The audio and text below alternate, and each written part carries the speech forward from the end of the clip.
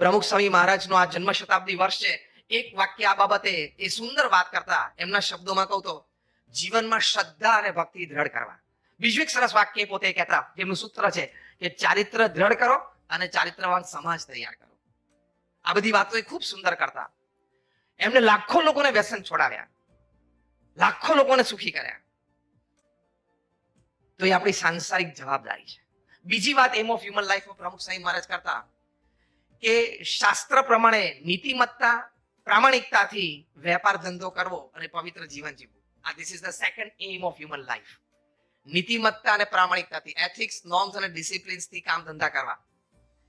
બધા જ ક્ષેત્રમાં સ્લીપરી પાથ છે, બધા જ ક્ષેત્રમાં સ્લોપ્સ છે કે હું આ માર્ગે જાઉં તો easy gain, easy advantage, easy profit, but that will make your life uneasy someday. એટલે નીતિમત્તા અને પ્રામાણિકતા. અને at the end of the day, why are you cheating your own conscience?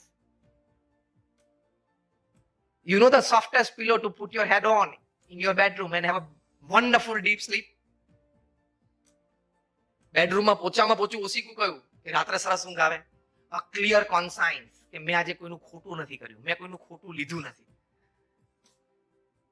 તો પછી પશુમાં ના માણસમાં ફેર શું રહ્યો?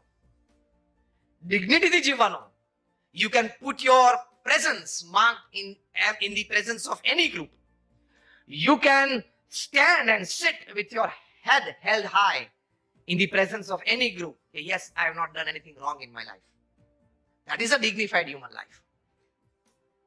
એ ડિગ્નિટીથી જીવવાનું.